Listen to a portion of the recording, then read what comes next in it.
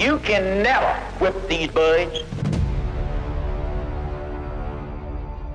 if you don't keep you and them separate. You've got to keep the white and the black separate. Those Kennedys up there in Washington, that little old Bobby Sox and his brother, the president, they'd give anything in the world if we had some trouble here. If we don't have any trouble, we can beat them at your own game. So a key aspect of the civil rights movement in the 50s and 60s was the emphasis on non-violence, especially in the face of uncontrolled violence. And Bull Connor really came to symbolize that uncontrolled reactionary violence. So non-violent protest is a very effective way of making change happen, so long as there's some conditions met. The first is that you really need media attention. If people aren't seeing what's happening, well then no one cares. But sometimes it comes together in just the right way to be really effective. So there's kind of two parts to non-violent protest, or two types of non-violent protest. One is where the opposition submits because they realize what they're doing is wrong and there's not really any way they can stop you from pointing out that it's wrong. The other is when they're made to submit. And in the case of Birmingham, it was really the latter. Back to Bull Connor. So Theophilus Eugene Connor was born in Selma, Alabama, where he proceeded to live the entirety of his life as a racist piece of shit. Before politics, he worked as a sportscaster, and he got the nickname Bull for being loud. No, not that Bull, the other Bull. Bullfrog. I don't know if you could call Bull Connor smart, as much as I could call chewing gum that's been trodden into the ground edible.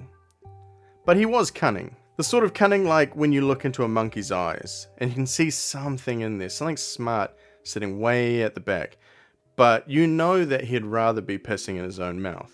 Bull was a big fan of the Klan, the one with a K, and he either asked for or just kind of ignored their violence towards African Americans.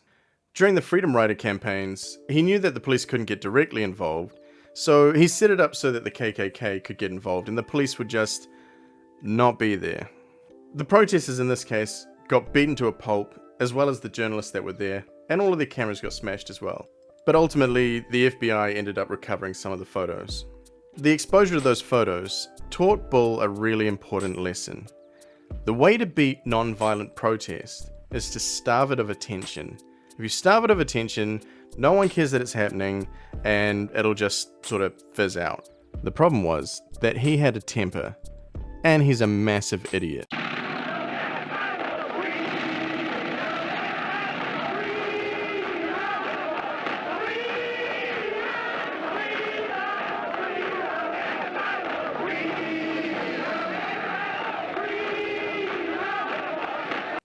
So in 1963, when Martin Luther King Jr. came to Birmingham, Bull had a plan that didn't involve the Klan. He realized that the Klan was going to be too violent and undisciplined. And so what he was going to do is treat the protesters nice. Still arrest them, just not beat them. So problem solved, right? It's a strategy that worked in Albany, where King just suffered his biggest defeat. So all he needed to do was keep calm. Just keep calm. After the initial protests, Bull started to have a problem. Being nice to protesters doesn't mean you can't arrest them, but you need to put those arrested people somewhere. And the prisons were filling up, so they put them in a fairground, and the fairground was filling up. There was nowhere to put more protesters, and you have to feed the ones you have, and the ones that you have keep singing their fucking freedom songs, and so he snapped. And the racist bigot jumped out. Bull snapped at perhaps the worst time he possibly could have. The arrests were working in a way. The protest was running out of adults. So children protested in their place, but Bull Connor escalated anyway. He ordered the police to loose dogs in the crowd, and he ordered the fire department to break up the protesters with high-pressure hoses. Everything started to fall apart.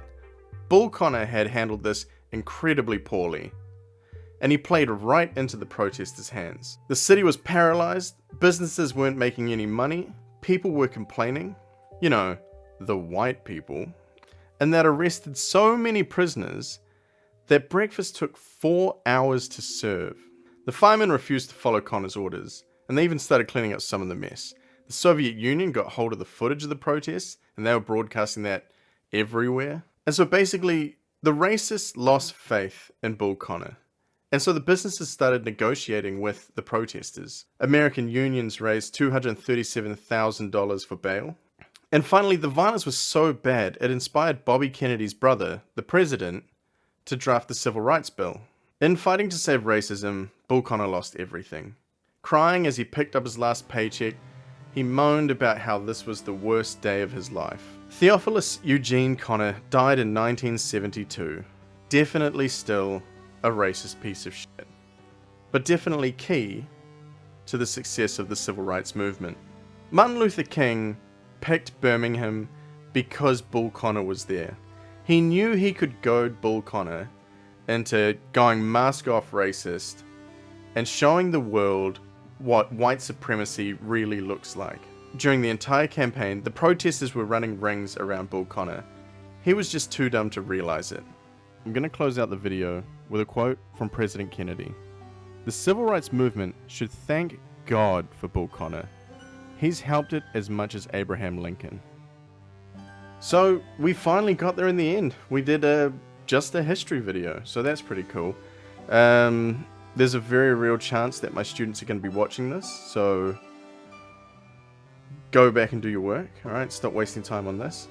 Yeah, it was really cool to actually look at a subject that I spend a lot of time teaching, and one of those figures that doesn't really get mentioned, but he's really key to the civil rights movement and the civil rights events, obviously as a villain.